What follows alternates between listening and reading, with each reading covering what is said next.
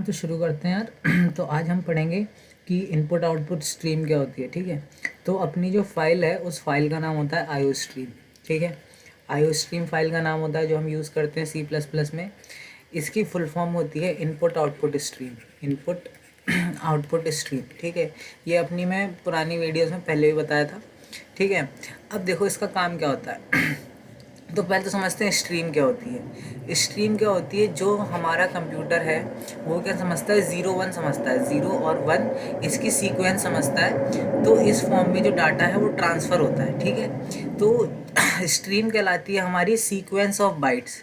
Sequence of bytes को हम कहते हैं स्ट्रीम। तो बाइट्स होती हैं हमेशा ज़ीरो वन में, तो ज़ीरो वन की कोई भी सीक्वेंस होगी, ठीक है, उसे हम क्या कहते हैं, स्ट्रीम कहते हैं। ठीक है, तो देखो जब तुम प्रोग्राम कंपाइल करते हो या रन करते हो तो सबसे पहले क्या होता है, जो तुम्हारा प्रोग्राम है वो मेन मेमोरी में लोड होता है। वो मेन मेमोरी में लोड होता है। ठीक है, अब मेन मेमोरी में लोड होने के बाद अगर तुम्हें कुछ इनपुट चाहिए, तो तुम क्या टाइप, तो तुम उसे कीबोर्ड पे टाइप करोगे। ठीक है, और उसके बाद जो डेटा फ्लो है वो कीबोर्ड से मेन मेमोरी की तरफ होगा, क्योंकि जो तुम्हारा प्रोग्राम है वो मेन मेमोरी में रिसाइड करता है। ठीक है, तो उसको कहते हैं इनपुट स्ट्रीम। तो देखो लिखा भी है कि जो direction of flow of bite है, ठीक है, वो क्या होता है, डिवाइस लाइक कीबोर्ड से मेन मेमोरी की तरफ। ठीक है, अब आउटपुट स्ट्रीम क्या होती है, आउटपुट स्ट्रीम इसका उल्टा होती है, जस्ट अपोजिट। तो जो डायरेक्शन ऑफ फ्लो है वो क्या करता है, जब मेन मेमोरी में तुम्हारा प्रोसेस हो जाता है प्रोग्राम, तो वो कुछ अगर प्रिंट कराना चाहता है तो वो स्क्रीन पे फ्लैश कर देता है। ठीक है, तो इसको कहते हैं आउटपुट स्ट्रीम। हाँ तो यार अब कोड देखते हैं। तो सबसे पहले देखो, हम पहले इंटीजर डिफाइन करते हैं। हमें क्या करना है, दो इंटीजर लेने हैं, उनका सम करना है, और जो इंटीजर है वो हमें यूज़र से इनपुट कराने हैं। ठीक है, तो हम इंट ए लेते हैं, तो इसे यूज़र से इनपुट कराएंगे, तो हम क्या लिखेंगे, सी इन ए। ठीक है, अब सी इन समझते हैं क्या होता है। जो सी इन होता है उसका काम होता है कि जो कीबोर्ड से हमें कोई भी नंबर है उसे एंटर कराना है, तो उसके लिए हम सी इन का यूज़ करते हैं। ठीक है, इसका सिंटैक्स क्या होता है, इसका सिंटैक्स होता है, मैं यहाँ लिख रहा हूँ। तो सबसे पहले हम सी इन लिखते हैं। ठीक है, उसके बाद ये ऑपरेटर लगाते हैं, ये वाला ऑपरेटर। तो ये जो ऑपरेटर है इसका नाम होता है एक्सट्रैक्शन ऑपरेटर। इसका नाम होता है एक्सट्रैक्शन ऑपरेटर, या नाम से समझ में आ रहा होगा। एक्सट्रैक्शन ऑपरेटर मतलब क्या होता है, जो भी तुमने एंटर कराया या लिखा, ठीक है, वो एक्सट्रैक्ट कर लो, जो भी तुमने कुछ लिखा, तो इसलिए उसका नाम होता है एक्सट्रैक्शन ऑपरेटर। ठीक है, और जो भी तुमने एक्सट्रैक्ट किया उसे कहाँ पे डालो, उसे वेरिएबल में डालो जिसका नाम तुमने ए दिया था। ठीक है, तो मैं लिख देता हूँ, इसको हम कहते हैं एक्सट्रैक्शन ऑपरेटर।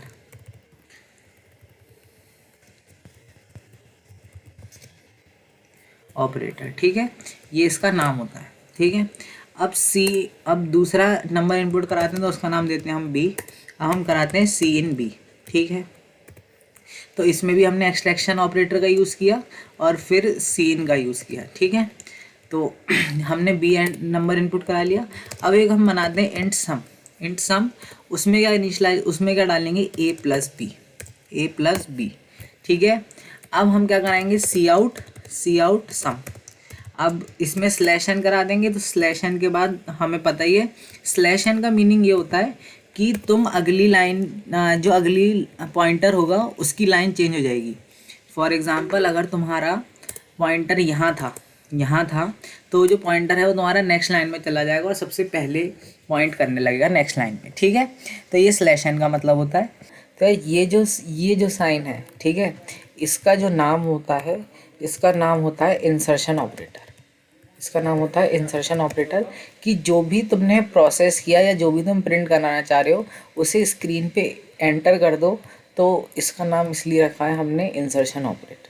तो अब देखते हैं, इस प्रोग्राम को हम रन कराते हैं। ठीक है, तो देखो हम पहला नंबर इनपुट कराते हैं, तो हमने इनपुट करा दिया लेट्स से 1। ठीक है, हमने एंटर मारा। अब हमने दूसरा नंबर इनपुट करा दिया लेट्स से 2। अब ये इसने क्या किया, इसने सी आउट सम कर दिया। सी आउट सम कितना आया, 1 + 2 = 3। ठीक है, तो ये अपना कोड था, और ये था इंसर्शन और एक्सट्रैक्शन के बारे में। अब कुछ और चीज़ें भी समझते हैं। तो देखो तुमने अगर प्रोग्राम में गौर से देखा हो तो मैंने ये जो डबल स्लैश लिखा, डबल स्लैश के बाद लिखा, इसका कोई सिग्निफिकेंस नहीं है। अगर मैं कुछ भी लिख दूँ, अगर मैं यहाँ कुछ भी लिख दूँ तो उससे कोई फ़र्क नहीं पड़ रहा। देखो उससे यहाँ कुछ फ़र्क ही नहीं पड़ रहा। अभी भी मैं रन करता हूँ तो अभी भी मेरा आंसर 1 2 पे 3 ही आएगा, 1 फिर 2 फिर 3। ठीक है, तो देखते हैं कि क्या होता है। तो देखो अगर मुझे कोई भी लाइन ऐड करनी है, कोई भी लाइन ऐड करनी है और मैं चाहता हूँ कि कंपाइलर उसे इग्नोर मारे, उसे प्रोसेस ना करे, बस मेरा मन है आज लिखने का तो मैं लिख रहा हूँ। ठीक है, तो मैंने कोई भी लाइन लिखी तो वो उसे कंपाइलर प्रोसेस ना करे, तो उसके लिए तुम्हें क्या करना पड़ेगा, उस लाइन से पहले डबल स्लैश लगाना पड़ेगा। ठीक है, डबल स्लैश लगाना पड़ेगा जैसे मैंने लगा रखा है। तो जो कंपाइलर है वो इन दोनों लाइन को इग्नोर कर देगा, इसे प्रोसेस नहीं करेगा। ठीक है, तो इसको हम कमेंट कहते हैं। ये सिंगल लाइन कमेंट है, ये सिंगल लाइन कमेंट है, क्योंकि अगर तुम अब दूसरी लाइन में लिखोगे तो कंपाइलर इसे लेने लग जाएगा। देखो अब देखो अगर मैं अब कंपाइल करता हूँ तो एरर मार रहा है। ठीक है, तो इसलिए ये सिंगल लाइन कमेंट है। अभी मल्टी लाइन कमेंट भी देखेंगे, पर उससे पहले एक बात देखते हैं कि कमेंट का यूज़ क्या होता है। यार देखो जब तुम्हारा प्रोग्राम बहुत बड़ा हो जाएगा, ठीक है, जब तुम्हारा प्रोग्राम बहुत बड़ा हो जाएगा तो तुम्हें समझ नहीं आएगा कि मैंने ये क्यों किया था, या जो मैंने इंटीजर ए लिया है इसका क्या काम था। ठीक है, तो उसके लिए हम क्या यूज़ करते हैं, उसके लिए हम कमेंट यूज़ करते हैं। तो ये प्रोग्राम किस लिए, ये प्रोग्राम है सम ऑफ 2 नंबर के लिए, सम ऑफ 2 नंबर के लिए ये प्रोग्राम है। ठीक है, तो इसलिए हम कमेंट का यूज़ करते हैं ताकि जब कोई ह्यूमन इस कोड को रीड करे तो उसे समझ में आ जाए कि हमने कब और कहाँ डिक्लेयर किया है। ठीक है, इसलिए कमेंट का यूज़ किया जाता है। अब देखते हैं मल्टी लाइन कमेंट क्या होता है। मल्टी लाइन कमेंट, तो मल्टी लाइन कमेंट क्या होता है कि अगर तुम्हारा जो तुम्हें लिखना है, जो तुम्हें कमेंट करना है, वो बहुत बड़ी चीज़ हो कि वो एक लाइन में नहीं आ रही हो। लेट्स से ये हो गया, अब इसे तुम्हें अगली लाइन में भी लिखना है, फिर कुछ अगली लाइन में भी लिखना है, लेट्स से। ठीक है, तो तुम्हें ये लिखना है। तो जो भी तुम मल्टी लाइन कमेंट लिखोगे उसका सिंटैक्स होगा कि वो हमेशा स्लैश और स्टार से शुरू होगा और स्लैश और स्टार पे बंद होगा। ठीक है, अगर मैं ये स्लैश ऑफ स्टार यहाँ लगा देता, यहाँ लगा देता तो भी कोई दिक्कत नहीं थी।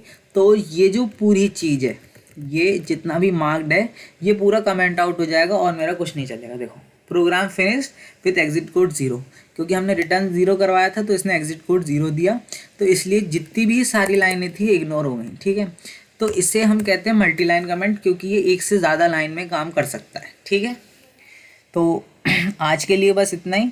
अगर तुम्हें अच्छा लगा हो तो please like share and subscribe करना यार। थैंक यू यार।